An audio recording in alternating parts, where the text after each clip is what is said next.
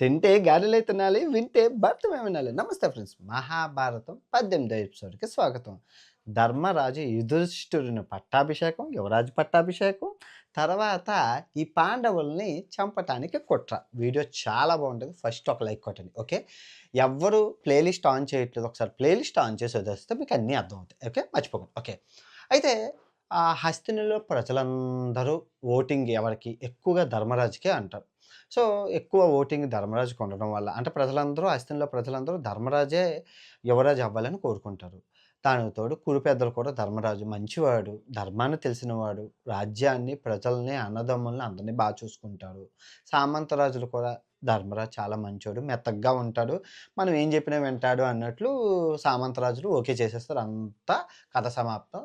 సమయం వచ్చింది. ధర్మరాజు మొత్తం అందరూ ప్రజలందరిని స్టేడియం పెట్టి ధర్మరాజుకి కిరీటం పెట్టి యువరాజు పట్టాభిషేకం జరిగిపోతది. అటునుంచి కౌరవులు మొత్తం మగుడు తెచ్చిన ముండల్లాగా అందరూ ఒకటే ఏడుపు అందరూను. అందులో దుర్యోధనుడైతే మరీ ఏడుస్తూనే ఉంటాడు. అయిపోయిద్ది. సో, పట్టాభిషేకం అయిపోయిందంటే ఇంకా మన రాజ్యం అధికారం అవి చూసుకోవాలి కదా! అన్నీ చూసుకొని ఆ పక్క శత్రు రాజ్యాల్ని అన్నీ తమ్ముడు అర్జున్‌తోని, భీముడితోని ఎళ్లి అన్నిటిని యేసుకుంటూ అన్నీ ఓడించుకుంటూ మొత్తం కోశాగారం అంటారు కదా! అదే మన డబ్బు అస్థినికి డబ్బొచ్చే కోశాగారం రూమ్‌ని బంగారం డబ్బులతోని, పన్నులతోని అన్నిటితో నింపుతారు. రాజ్యంలో ప్రజలందరూ సుఖ సంతోషాలతో హ్యాపీగా ధర్మరాజు యొక్క గొప్పతనం కోసమే అందరూ చెప్పుకుంటారు కథలు కథలుగా. అబ్బా! ఏం పరిపాలనరా! ఆళ్ళ నాన్న పాండురాజుని తరమించారురా ధర్మరాజు అంతకన్నా గొప్పేహే కేకేహే అని అందరూ సూపర్ తాళ కొడుతుంది. ఇది ఆ నోట, ఈ నోట విని ఈ దుర్యోధనుడికి తల బద్దలైపోద్ది. రోజు ఎళ్ళడం, ఏడవడం. రోజు వెళ్ళడం, ఏడవడం. అయితే ఒకరోజు బాగా ఏడుస్తూ ఉంటుంటే అది కర్ణుడు చూసేస్తాడు. ఎంత కాదన్నా స్నేహితుడు. మన స్నేహితుడు ఏడుస్తే ఎందుకురా ఏమిటని అడగమా? అడిగితే అర్థమైపోతది కర్ణుడికి. అంటాడు, "నువ్వు మిత్రమా దుర్యోధన నువ్వు బాధపడక. ఈ కర్ణుడి శక్తి సామర్థ్యం నీకు తెలీదు. నా దగ్గరున్న అస్త్ర నైపుణ్యం నీకు తెలీదు వాటిల గురించి. బ్రహ్మాస్త్రం పెద్ద పెద్ద అస్త్రాలున్నాయి నా చేతిలో. దానికి మించి విజయధనస్సు పరశురాముడు ఇచ్చిన విజయధనస్సుంది. ఈ విజయధనస్సుతో ఏ అస్త్రం ఏసినా అవతలోళ్ళు ఉండరు. ప్రకటించేసేయి పాండవుల మీద యుద్ధం. నేను జూసుకుంటాను. నువ్వు నన్ను నమ్ము. యుద్ధం ప్రకటించేసేయి" ఆ! అంటే దుర్యోధనుడు కర్ణుడు చెప్పింది ఇలాగా ఇంకా ఒప్పుకుందాం, అంగీకరిద్దాం అన్న టైంకి శకునమామ వచ్చేస్తారు. శకునమామ వచ్చేసి తెలిసిందే కదా శకునమామ కుట్రలు ఎలా ఉంటాయో. "దుర్యోధన ఇది సరైన సమయం కాదు. సరైన సమయం అప్పుడు ఈ మామ నీకు అన్నీ చెప్తాడు. ఇప్పుడు యుద్ధం చేస్తే ఏం జరుగుతదో తెలుసా?" అంటే కర్ణుడు అంటాడు, ఏం జరుగుతది? ఏం జరుగుతది?" అని అడుగుతాడు కర్ణుడు. దుర్యోధనుడు అడుగుతాడు, "చెప్పు మామ ఏం జరుగుతుంది" అంటే ధర్మం అటు సైడుంది. ఏ వంక లేకుండా నువ్వు ఉత్తినే యుద్ధం ఏం జేస్తావు? ఏ వంక చూపించి చేస్తావు దుర్యోధన? ఏ వంక లేదు. ధర్మం వాళ్ళ వైపుంది. ధర్మం ఎటు ఉంటే భీష్ముడు అటుంటాడు. భీష్ముడు ఎటుంటే యుద్ధం అటు సైడు విజయం సాధిస్తది. భీష్ముడు అటెళ్ళిపోతాడు. భీష్ముడెళ్ళారని మన మీ గురువుగారు ద్రోణాచార్యుడు ఎళ్ళిపోతారు. ద్రోణాచార్యుడెళ్ళని కృపాచార్యుడు కూడా ఎళ్ళిపోతాడు. కురు పెద్దలు మొత్తం సామంతరాజులు ప్రజలందరూ అటే ఎళ్ళిపోతారు. మీరందరూ ఈ కర్ణుడితో ఏం యుద్ధం జేస్తావు అని కర్ణుడిని అంటే "నువ్వు నన్ను తీసి పారేస్తున్నావా శకునమామ" అంటాడు. ఇదిగో నీ శక్తి సామర్థ్యాలని నేను అంచనా వేయట్లేదు కర్ణ. నువ్వు గొప్పోడివి, మంచి యోధుడివి. కానీ సమయం, సందర్భం చూసుకొని కొట్టాలా? నీకు తెలీదు రాజకీయం అని కర్ణుడు చెప్తాడు. కర్ణుడికి చెప్పి దుర్యోధనుడి చెవిలో ఈ మామ నీకొక మంచి పథకం చెప్తాడు. ఆ పథకాన్ని అమలు చేసి చూడు. ఇంక పాండవుల పేడ విరిగిపడుద్దని చెప్పి కర్ణుడి దుర్యోధనుడి చెవిలో శకునమామ మొత్తం చెప్తారు. ఏం జేయాలి? ఎలా జేయాలి? ఏం జేయాలి? ఎలా పాండవులను మట్టుపెట్టాలి? మొత్తం పథకం చెప్పేస్తాడు.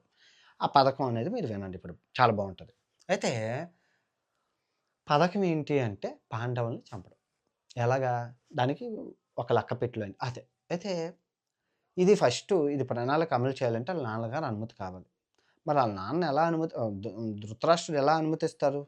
తమ్ముడు కొడుకుల్ని చంపడానికి? దానికి ఒక పథకం మన శకునమామ సృష్టించాడు. అయితే ఒకరోజు ఎవ్వరు లేని ఏకాంత సమయం చూసి ధృతరాష్ట్రుడి దగ్గరికి దుర్యోధనుడెళ్తాడు.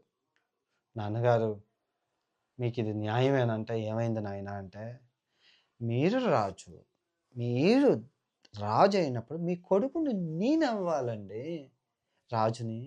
మీరు ఆ ధర్మరాజుకి యుధిష్ఠిరుడికి అంటగట్టారు. యువరాజు పట్టాభిషేకం చేశారు.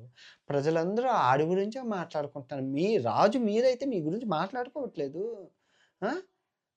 అది నాకు అస్సలు ఏమాత్రం నచ్చట్లేదండి. ఇలాగే చూస్తూ ఉంటే మేమందరం ఆ ధర్మరాజుకి బానిసలుగా బతకాలి. ఆ బానిసత్వం బతికే బతుకు కన్నా నేను చావడమే మిన్న. నేను ఈ రాజ్యంలో ఉండలేనంటే, ఏం చేయమంటావు నాయనా? నేను 1000 ఏనుగుల బలం ఉంది. కానీ నేను గుడ్డివాడిని. కానీ నా తమ్ముడు పాండురాజు ఈ ఆస్తినంతా చూసుకొని, కురువంశాన్ని చూసుకుంటూ నన్ను చూసుకొని ఇంత వాని చేశారు. ఇప్పుడు అర్ధాంతరంగా నా నా తమ్ముడు లేడు. నా తమ్ముడి బిడ్డల్ని నువ్వు ఈ రాజ్యం నుంచి పంపించమంటున్నావు. అది ఎవరైనా ఒప్పుకుంటారా? ఎవ్వరు ఒప్పుకోరు. ముందు మీ మీ తాత భీష్ముడైతే అస్సలు ఒప్పుకోడు. చంప పాడేస్తాడు. ఎవ్వరు ఒప్పుకోరు. హర్షించరు. ఇది న్యాయం కాదా? అయన్నీ నాకు కుదరదు. మీరు ఏం చేస్తారో చెయ్యండి. ఇక్కడి నుంచి పంపించండి. నాకొక్క ఛాన్స్ ఇవ్వండి. అంటే అవ్వదు అని చెప్తారు దుర్యోధనుడు. చూడండి నా దగ్గర ఒక ప్లాన్ ఉంది. జాగ్రత్తగా వినండి నాన్నగారు. మీరు ఎక్కువ మాట్లాడకండి. ఒక్కసారి వినండి. ఒక్కసారి వినండి అని చెప్పి ఆ నోరు నొక్కేసి, ఇదిగో మీరు ఈ పాండవుల్ని, ఈ ధర్మరాజుని హస్తినికి దూరంగా దేవ ఆ! ఆ నగరానికి మహానగరానికి పంపించండి. నగరానికి పంపించండి. ఆ! ఆ నగరానికి పంపించి, దేవనగరానికి పంపించండి. దేవనగరానికి పంపించేస్తే అక్కడ ఒక 6 నెలలు ఉంటారు. ఈలోగా నేను మంచి పనులు అన్నీ చేసి ఏ ఈ మొత్తం ఈ హస్తంలోని మంచి పేరు సంపాదించుకుంటాను. ప్రజలందరికీ ఫ్రీ పథకాలు, ఆశ చూపించి ధర్మరాజు కన్నా దుర్యోధనుడే మంచివాడు అని నిరూపించుకుంటాను. నాకొక్క అవకాశం ఇయ్యండి. ఈ ఒక్క అవకాశం ఇస్తే నేను మీకు జన్మ జన్మ రుణపడి ఉంటాను. నాకొక్క అవకాశం ఇవ్వండి. సక్సెస్ అయ్యానంటే నేను రాజునవుతాను. మీ కొడుకుగా ఉంటాను. అవ్వకపోయిందంటే ధర్మరాజుకి అసిస్టెంట్‌గానే ఉంటాను. జీవితాంతం ఉడికించేస్తాను. మీరు నాకు ఈ ఒక్క అవకాశం ఇవ్వలేరా అంటే, ఏముంది దేవ ఉంటది వర్తక నగరానికే కదా పంపిస్తున్నారు. ఆ! అక్కడికెళ్ళి దేవనాగరంకే కదా పంపిస్తున్నారు. అక్కడుంటారు. అక్కడుండి మళ్ళీ తిరిగొచ్చేస్తారులే అని చెప్పి ఈళ్ళందరూ విహారానికే కదా ఎళ్తారని చెప్పి ఓకే అంటాడు. అయిపోతది. అయితే ఇంతలోని ఈ ఏది నగరం మహానగరం. ఆ నగరం పేరు నేను మర్చిపోయాను. ఆహ్, నోరు గుర్తుకు రావట్లే సమయానికి. దేవనగరం అంటారు. దేవనగరం. ఆ దేవనగరం దేవనగరం గురించి మొత్తం ఒక, ఒక 100 మందిని దుర్యోధనుడు పెడతాడు. దుర్యోధనుడు పెట్టేసి, మీరు ఎక్కడన్నా దేవనగరం, దేవనగరం గురించి చెప్పండి, దేవనగరం గురించి చెప్పండి అని చెప్తూనే ఉంటాడు.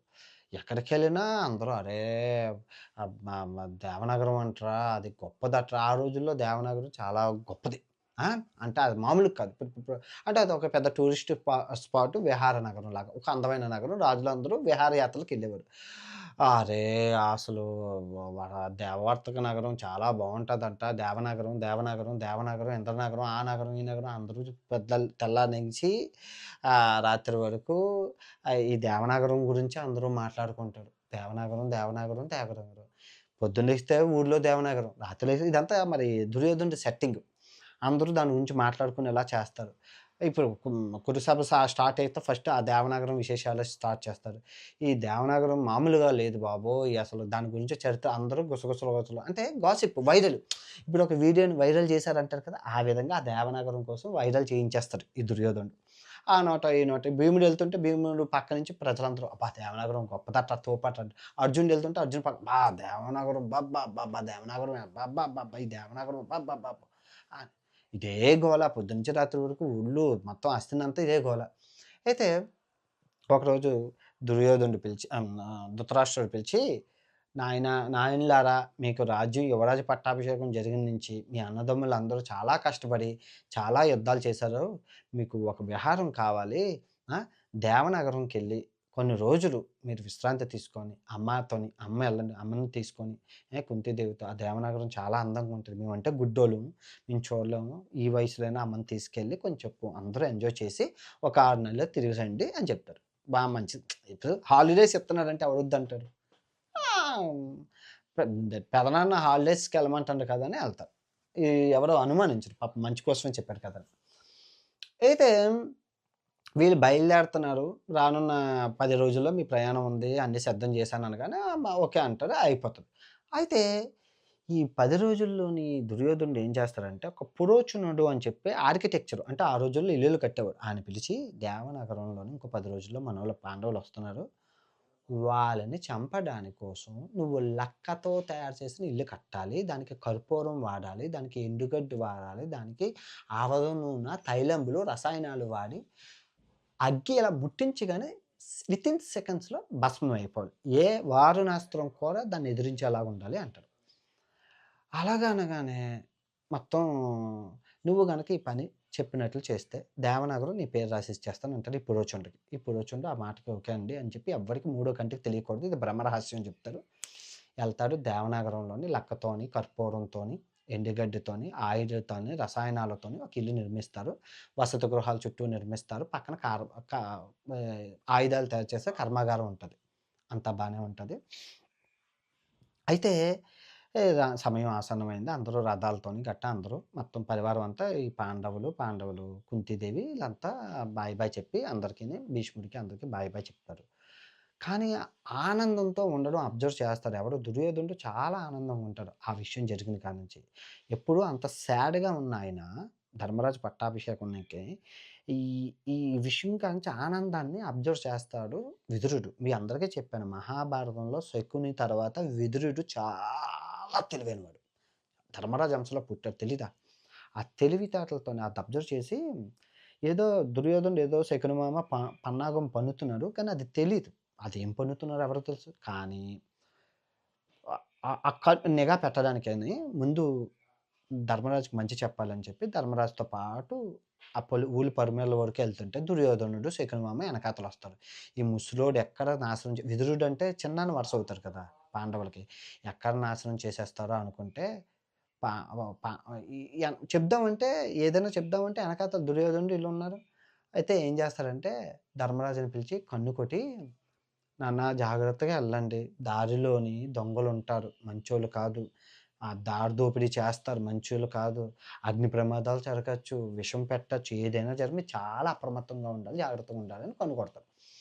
కన్ను కొడితే ఇప్పుడు ఎవరైనా మా అమ్మైనా, మీ అమ్మైనా, ఎవరమ్మైనా ఎళ్తే జాగ్రత్తరా నాయనా మంచిగా ఫుడ్ తిను. ఎటు ఎటు తిరక్క, ఎవరిని నమ్మక, ఎవరు పెట్టింది ట్రైన్‌లో తినక అని చెప్తారు. సేమ్ అలాగే చెప్పాడు అనుకుంటాడు. కానీ కన్ను కొట్టింది దుర్యోధనుడును, శేఖర్ మామ చూడలేదు. అదే కన్ను కొట్టింది సిగ్నల్ అక్కడ. అయితే ఈళ్ళు బయలుదేరతారు.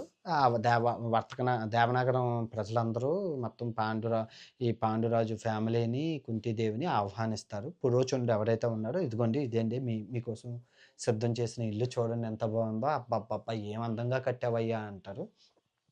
అంతా బావుంది. ఇదిగోండి అన్ని రూమ్‌లు చూపించి అందరికీ హోమ్ టూర్ అంతా చేసి చూపించేస్తారు. మీ అసిస్టెంట్ ఈ అమ్మాయి, వాళ్ళ 5గురు పిల్లలు మీకు సపర్యాలు చేస్తారు ఇక్కడ ఉన్నంత వరకు అని చెప్తారు. అంతా బానే ఉంటది. హ్మ్. బానే ఉంటది. అయితే ధర్మరాజు ఇల్లంతా తిరిగి పాండవుల్ని పిలిచి అంటారు, "తమ్ముడు నేనొచ్చేటప్పుడు బాబాయి చిన్నాన్న విదురుదేవుడు నాకు కన్ను కొట్టి జాగ్రత్తగా ఉండమని చెప్పారు. ఏదో సంథింగ్ ఫిష్షీ ఏదో తేడా కొడుతుంది నాకు. మనం మన ఐదుగురు అప్రమత్తంగా ఉండాలి. ఎంత చిన్న తేడా మూవ్‌మెంట్ కనబడినా నాకొచ్చి చెప్పండి. ఓకే. జాగ్రత్తగా ఉండాలి. బాబాయ్ కన్ను కొట్టాడంటే ఏదో ఉండే ఉంటది. మనం జాగ్రత్తగా ఉండాలి. ఆళ్ళు జాగ్రత్తగా ఉంటారు. అంతా అయిపోయింది. రోజు కళ్ళు కాస్తూ ఉంటారు. అయిపోయింది. అయితే 6 నెలలు గడుస్తాయి. గడిస్తే ఈ పన్నాగం ఏంటి? ఎలా పన్నారో అన్నది. రానున్న పౌర్ణమికి ఆ లక్క గృహాన్ని పాండవుల్ని అగ్గిపెట్టి చంపేస్తున్నారని చెప్పి విదురుదేవుడికి తెలిసిపోతది. తెలిసిపోతది. తెలిసిపోతే విదురుదేవుడు ఒక గూఢచారిని పెట్టి, ఆ గూఢచారికి కన్ను కొట్టడం, విదురుదేవుడు ఏం చెప్పాడో చెప్పడం, అది పెట్టి పంపిస్తారు. పెడితే ఈ గూఢచారి ధర్మరాజు దగ్గరికెళ్ళి కన్ను కొట్టి చెప్తాడు ఈ స్టోరీ. స్టోరీ కన్ను దుర్యోధనుడికి స్టోరీయే తెలుసు. కన్ను కొట్టడం తెలీదు. ఎందుకంటే ఎనకాతల ఉంటారు. అదేం జరిగిందో విన్నాడే గాని చూడలేదు కదా! అయితే ఈ కన్ను కొట్టేసరికి బాబాయ్య పంపించారు. ఏంటి అంటే మిమ్మల్ని పౌర్ణమికి రాబోయే పౌర్ణమికి మిమ్మల్ని చంపేస్తున్నారు. సారీ అమావాస్యకి చంపేస్తున్నారు. ఇంకా 10 రోజుల్లో ఉంది. మీరు జాగ్రత్తగా ఉండాలి. మరేం చేయాలంటే బాబాయ్ గారు ఏం చెప్పారంటే, ఈ ఇంటికి కిందన సొరంగం తీసి అడవిలోకి మిమ్మల్ని పంపించేయడానికి ప్రయత్నాలు మొదలుపెట్టారు. నేను సొరంగం స్టార్ట్ చేస్తున్నాను. మీ భీమసేనుడి సహాయం కూడా కావాలి అంటే, అలాగే అని చెప్పి గుట్టు చప్పుడు కాకుండా రాత్రిపూట భీముడు, ఈ ఈయన ఈ గూఢచారి సొరంగం తవ్వేసి అందరూ వెళ్ళిపోవడానికి అన్నీ సిద్ధం చేస్తారు. 10 రోజుల్లో సొరంగం తవ్వేసి నీట్‌గా ఉంటది. ఇంకా పౌర్ణమికి ఎప్పుడైతే అన్నారో ఏం చేస్తారంటే అసిస్టెంట్లు వాళ్ళు బాగా తాగేసి మాట్లాడుకుంటూ ఉంటారు. మాట్లాడుకుంటూ ఉంటారు. అది వినేస్తారు భీముడు. మీకు ఇలాగే కావాలి. మీరు చేస్తున్నారు మాకు తెలుసు ఎప్పుడు అని చెప్పి ఆళ్ళ ఆళ్ళమ్మ ఆళ్ళందరిని పట్టుకొని మొత్తం అన్నదమ్ములందరిని పట్టుకొని సొరంగ మార్గం నుంచి అడవిలోకెళ్ళిపోతారు. అడవిలోకెళ్ళిపోతే అప్పుడు తర్వాత అగ్గిపెట్టారా? ఏం జరిగింది అనేది తర్వాత సీన్‌లో చూడండి. చాలా బావుంటది. ఓకే. ఓకే. ఇందులో నీతి ఏంటి అనేది మీరు చెప్పండి. ఓకే. బావుంటది. రేపు వీళ్ళెక్కడికెళ్లారు? ఏ అడవిలోకెళ్లారు? భీముడికి ఏ రాక్షసుడితో పెళ్లయింది? అయన్నీ నెక్స్ట్ వీడియోలో బావుంటది. నేను చుట్టూ ఉన్నాను గానీ, చుట్టూ డిస్టర్బెన్సు, 100 మంది గోల, నా ట్రావెలింగు అయన్నీ చూసుకొని రోజు చెప్పడం చాలా కష్టంగా ఉంది. కానీ ఇష్టమైన పని గాబట్టి ఎంత అయినా కష్టమైనా నాకు ఆనందంగా ఉంది. నాకేం ప్రాబ్లమ్ లేదు. కాకపోతే అందుకే సింగిల్ టేక్‌లో చెప్పేస్తున్నాను. మీరు ప్లే లిస్ట్ అంతా ఆన్ చేసి వదిలేయండి. చాలా బావుంటది.